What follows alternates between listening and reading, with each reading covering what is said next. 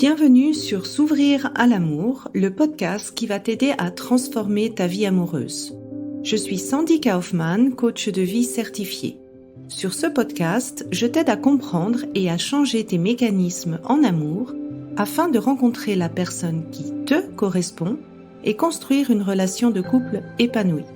Tu y trouveras des réflexions, des exercices concrets tirés de mon activité de coach et de l'approche psycho-corporelle que je pratique, ainsi que des conversations inspirantes avec des experts ou des personnes comme toi et moi qui t'expliqueront leur chemin personnel pour s'ouvrir à l'amour.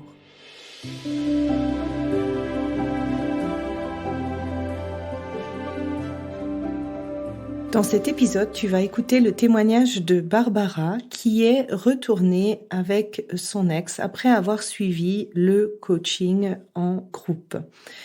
Et j'avais envie de t'apporter cette histoire pour t'expliquer à quel point, quand tu changes toi ton comportement, tu peux totalement changer une relation. Et c'est en ça que ce témoignage me paraissait très intéressant de le partager avec toi dans le podcast.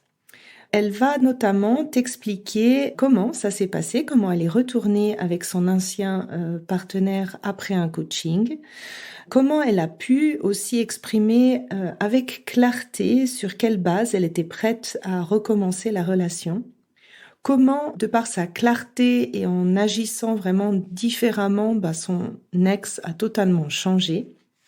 Comment s'est passée sa demande en mariage et comment il s'est clairement engagé suite à ça? Et en quoi le coaching l'a aidé et plus particulièrement le coaching en groupe. Donc voilà, je ne t'en dis pas plus, je te laisse écouter l'histoire de Barbara. Et si toi aussi tu as envie de changer, de transformer ta vie amoureuse, tu peux rejoindre le groupe S'ouvrir à l'amour. Je te mets le lien dans les notes du podcast et tu peux également convenir d'un appel avec moi pour vérifier que le programme te correspond. Bonne écoute. Qu'est-ce qui se passe après avoir fait un coaching dans la vie amoureuse? Plutôt que moi de vous expliquer qu'est-ce qui est possible, je me suis dit je vais inviter des personnes qui ont fini le coaching et qui vont expliquer leur parcours une fois avoir fini le programme. Coucou Barbara, merci d'avoir pris ce temps aujourd'hui pour parler de ton histoire. Tu as fini le coaching à la fin 2019, début 2020, si je me rappelle bien. Est-ce que tu as envie un petit peu d'expliquer qu'est-ce qui s'est passé après dans ta vie amoureuse? Bonjour Sandy, oui, c'est vrai, j'ai fait le coaching, j'avais une relation qui est fermée très brusquement et c'était bien de faire quelque chose pour réfléchir et pour que cette tristesse, je sais pas, ces sentiments, on travaille dans ces sentiments et j'ai fait le cours avec toi, avec les filles. C'était très intéressant, j'ai appris beaucoup de choses. Et aussi, l'information que tu nous as donnée, c'était très positif parce que pendant 2020, 6 mois après finir le coaching, j'ai rencontré mon ex et en fait, mon attitude était totalement différente et mon point de vue était vraiment différent, non seulement à cause du temps qui s'est passé, mais aussi, et je pense beaucoup, c'est vraiment un avantage d'avoir fait le coaching avec toi. Et donc, une fois que vous vous êtes rencontrés, vous avez décidé quoi?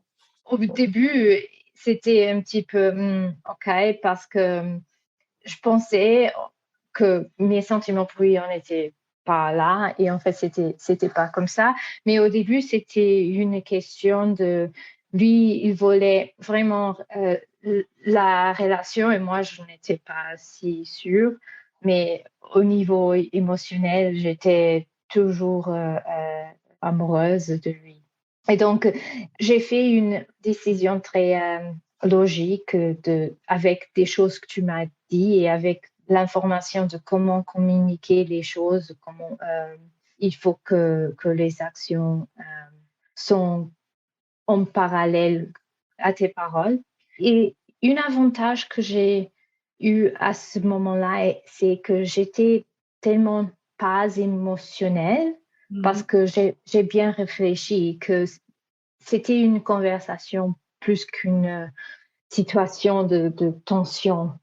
Et ça c'était très bien, je pense. Je pense que ça m'a donné beaucoup de clarité du spirit, en disant ça, mais aussi de force mentale, Oui, parce que c'est super intéressant ce que tu dis parce que en fait, tu avais une vision claire de ce que vous mm, voulez et c'est ça le processus de coaching, ça te permet aussi d'arriver à te prendre de la distance par oui, rapport à ce que tu décides et un mm, petit peu à conscientiser ton choix où là, oui, finalement, il n'y avait pas que le côté émotionnel qui, pour toi, mm, était toujours là, mais tu te dis, oui, si je reviens avec mon ancien partenaire, pour moi, ces choses-là doivent changer et d'arriver mm, à le communiquer clairement et avoir cette vision claire, ça fait aussi partie de ce processus de coaching où tu changes ta manière de voir, tu prends de la distance par rapport aux choses et tu arrives finalement eh bien, à mieux communiquer ce qui est important pour toi, pour la relation. oui. Et aussi, tu sais déjà qui sont les situations, les triggers qui te font réagir d'une certaine manière. Et quand tu les écoutes ou tu es dans cette situation, tu sais, et donc tu as plus la distance et tu es plus calme. Et je pense que c'était un avantage pour moi. C'était aussi très clair ce que je voudrais. Et puis, j'avais eu de la fortune parce que dans les mois de lockdown, j'avais des bons amis où c'était toujours les mêmes où j'étais presque tous les jours. Et j'ai rencontré aussi des personnes parce que moi, je me dis, bon, tu sais, je pense pas que je tombe amoureuse de quelqu'un, mais je connais des personnes et je suis pas dans le même, la même place que Oui, quelque chose se change et qu'il y a un développement de quelque chose. Parce que moi, ma personnalité, c'est que quand quelque chose se passe, je déteste d'avoir cette émotion de que je peux faire rien et il faut que je suis fermée. Donc, moi, je pense que j'étais dans d'une position plus forte. Mais lui, ce que je pense que c'était intéressant, c'est que pendant ces 6 mois, il m'a téléphoné beaucoup de fois, mais pour moi, c'était toujours, je sais pas comment expliquer, mais émotionnellement, j'étais pas au téléphone en pensant, oh, il me téléphone. J'étais très froid, en fait, tu as mis en distance. priorité ta vie à nouveau, Yeah, et oui, puis oui, oui, ça t'a aidé à avoir plus d'indépendance émotionnelle finalement. oui, oui. Et puis, quand on s'est rencontrés, on a commencé à parler de notre relation et des raisons pourquoi quelque chose s'est passé. Et il a dit très rapidement, oui, si une chance pour nous existerait, elle existerait seulement quand je me fais un engagement à 100%. Et ça est devenu de lui. Donc, en ce sens-là, j'ai eu la fortune parce que moi, je n'ai dit rien. Il m'a dit, il faudrait que je fasse un commitment sérieux et ça veut dire déposer comme ça. Et moi, j'étais tellement surprise de ça parce que je sais pas, c'était une chose que moi, je n'étais pas là vraiment. Et quand il a dit là, j'ai dit comme ça, oui, logiquement, oui, mais maintenant, tu sais, je sors avec d'autres personnes, donc en fait, non. Et puis, ben, c'est intéressant ce que tu dis parce que je pense, moi, sincèrement, que quand tu deviens de plus en plus clair, le partenaire en face, il devient aussi de plus en plus clair. Au début, il était choqué. Il a dit comme ça, il a dit, oui, il faudrait que je fasse un engagement sérieux. Et moi, j'ai dit, mais écoute, maintenant, je sors avec des autres personnes, donc non. Et lui, il était vraiment surpris.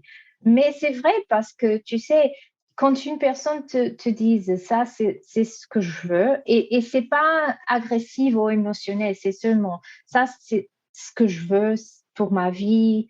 l'autre personne peut toujours dire non, mais peut-être quand ils ont des doutes et quand ils écoutent une personne qui dit non, ça c'est ça ce que je veux, ils disent oh, ok, c'est pas mal. Oui, c'est vraiment de incarner ses besoins et ses limites et dire clairement, en fait, c'est juste une opportunité à l'autre de montrer si l'autre a les mêmes envies et est compatible avec toi, en fait. Je pense que au début d'une relation, et dans ton cours, tu parles de ça, au début d'une relation, c'est le meilleur période pour établir des choses comme ça, parce que c'est pas dans 3 ans quand on a vécu une situation qui personne sait ce qu'il veut, qu'on dit ah mais moi je voudrais du début ça et ça et ça. Oui, Ça arrive pas. Mais je pense que aussi il y a des personnes et je réfléchis maintenant. Je pense que la plupart des personnes elles aiment bien une structure. Elles aiment bien de savoir qu'est-ce que l'autre personne veut. oui. Et le plus clair que je suis, par exemple, avec mon mari, le mieux. Oui, Donc, oui. C'est super important, justement, que tu dis, et ça, c'est aussi valable quand tu te remets avec quelqu'un, au début de la relation, de vraiment redéfinir le cadre, redéfinir la nouvelle manière que vous avez envie d'être ensemble. ouais. Et qu'est-ce que tu as remarqué finalement comme changement dans la relation? Qu'est-ce qui va mieux? Oh, il a totalement changé. Donc, après ce rendez-vous, j'ai dit, alors, si on veut recommencer, ça doit être dans cet paramètre-là. Je suis pas ta copine, on habite ensemble et on commence une vie en commun. Et donc, on a trouvé un appartement. Et avant trouver l'appartement, et on n'a pas vécu ensemble avant. Ça Steve proposé, il a proposé, et ça pour moi était un choc. Et lui, en fait, est une personne très dédiée à la famille, très consciencieux et très, je sais pas décrire, mais il prend attention des choses. Et je sais pas, je pense que jusqu'à ce moment-là, c'était pas clair pour lui ce que je voudrais. Et à cause de ça, lui m'a regardé comme quelqu'un, mais pas une personne avec qui il a pensé, OK, je peux construire une vie. Et Ça, c'est une perle ce que tu dis, parce que souvent, en fait, quand la femme n'est pas claire, quand la femme ne dit pas clairement ce qu'elle veut, ce qu'elle attend, et aussi un petit peu le mode d'emploi, oui, oui. comment l'homme peut la rendre heureuse, moi, c'est ce que j'appelle cet architecte du couple, eh bien, ça immobilise l'homme ou ça fait que l'homme ne s'engage pas. Et là, toi, tu as été clair, tu as vraiment dit ce que tu voulais, ce que tu voulais pas, ce que tu voulais que ça change. Mm. Et en fait, automatiquement, la sensation qu'on a, c'est que l'homme se met plus en place. Ah oui, oui. Et je pense que en rétrospective, je pense que il était toujours là, mais j'étais pas une qui a dit ou bien c'est ça ou bien non. Et donc, il était et c'est pas une critique. Je pense seulement que pour lui, pour sa personnalité, il est vraiment une de ces personnes qui il y a besoin de quelqu'un qui dit oui, ça c'est comme je suis ou non. Et puis, on s'est mariés et Attends, c'est attends, attends, clair. attends, attends, il y a Ah, la demande. Parce que moi, j'ai reçu oui, la photo, alors. Un petit peu d'histoire d'amour. La demande, elle s'est passée où? à Milan, parce que moi, j'ai des bons amis en Italie et je vais très souvent. Et donc, c'était son anniversaire. Et lui m'a dit, ah, je viens te rencontrer parce que moi, j'étais là pour des vacances. Je viens te rencontrer parce que c'est mon anniversaire. Donc, oui, il arrive et on va dîner. Et donc, lui a fait une prénotation dans un restaurant que je connais pas. Et en fait, je connais Milan très bien. Et je disais, c'est quoi ça? Et puis, c'était au haut d'une bâtiment très grand. Et il y avait une véranda scénique et on était tous les deux et lui a dit on fait le ching ching. Ok. Et puis je sais pas ce que j'ai dit l'an prochain on espère quelque chose, voilà. Et puis lui me donne une petite un petit sac rouge. Et moi, je connais la marque parce que j'ai des autres choses. Et moi, j'ai dit, mais c'est pas mon anniversaire parce que moi, j'ai mon anniversaire 2 semaines avant. Oui. Et donc, lui, il me donne cette petite boîte de quelque chose. Et moi, je dis, mais c'est pas mon anniversaire. Et j'ai pas laissé qu'il disait quelque chose. Et j'ai ouvert et c'était pas, il fait pas la connexion. Et puis, j'ai vu une bague et moi, j'ai dit, hein? Mais c'est pas mon anniversaire. Donc, il y a eu, je sais pas, 5-6 minutes de dire, est-ce que tu me veux marier pour que j'ai compris qu'est-ce qui se passait. Donc, c'était drôle. Non, c'était très joli. Oui. Et puis, du coup, vous vous êtes mariés? Oui, nous sommes mariés en juillet, dans le seul joli du jour de juillet, parce qu'il y a plu cette année. Il y a plu beaucoup. C'était un très joli jour. C'était une fête fantastique parce qu'en fait, toutes les personnes ont été heureuses d'avoir une fête après, je sais pas, 2 ans, 1 an et demi de Covid. Et on était heureuses. Moi, j'ai eu les photos, tu étais magnifique en tout cas. Je dois dire, vraiment, vous étiez très chou.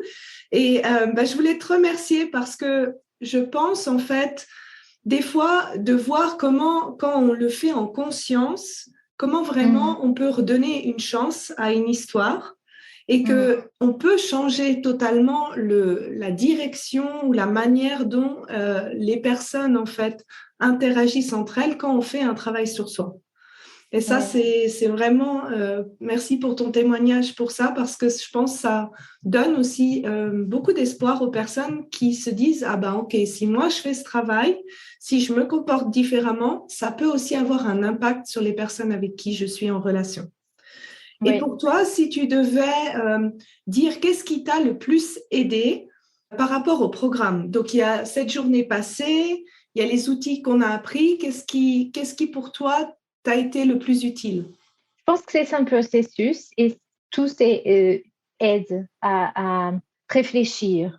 Je pense peut-être les utiles parce que les utiles, on a toujours dans notre tête et on peut toujours les utiliser. Mais le jour du passé, c'est une manière de découvrir pourquoi je me sens comme je me sens ou je fais ce que je fais. Et donc, c'est utile aussi. C'est un processus. Il faut le faire. Oui, moi, c'est ce que je dis toujours, c'est que la partie du passé, c'est la partie qui te fait réagir des fois très émotionnellement et c'est important de la travailler.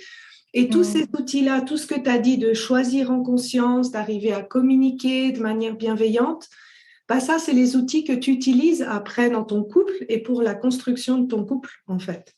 Et puis, si tu devais recommander le programme à quelqu'un, à qui tu le ferais? Oui, je le recommandais à des copines. J'ai des copines qui sont dans la situation où ils sont singles, elles ne comprennent pas qu'est-ce qui se passe, pourquoi ça marche pas quelquefois, ou elles sont des situations qui, je les appelle circulaires, sont toujours les mêmes. Et je pense que comme une copine, on peut dire, mais on est très près, donc les personnes, en fait, elles ne comprennent pas. Il faut avoir une distance, il faut avoir une coaching pour réfléchir, faire un travail un petit peu plus sérieux. Et j'ai dit beaucoup, 2, 3 copines, mais je pense qu'elles ont un petit peu de peur. Et puis, cette non-coaching d'amour, je pense que les personnes disent, mais qu'est-ce que c'est ça? En fait, c'est une coaching pour toi, pour tes réactions. Je pense que ça t'aide aussi dans le travail et dans des autres situations. Oui, oui, à partir du moment où tu reflètes sur tes comportements en relation, Ouais, forcément, ça a un impact sur toutes tes relations, pas seulement les ouais. relations amoureuses, c'est sûr. Et qu'est-ce que tu as pensé du groupe? J'ai pensé que c'était très drôle parce que on raconte beaucoup de personnes différentes et c'était très bon d'avoir des autres femmes parce que quelquefois elles ont une perspective que tu n'as pas Mhm. et elles te racontent des situations que tu n'as pas vécues.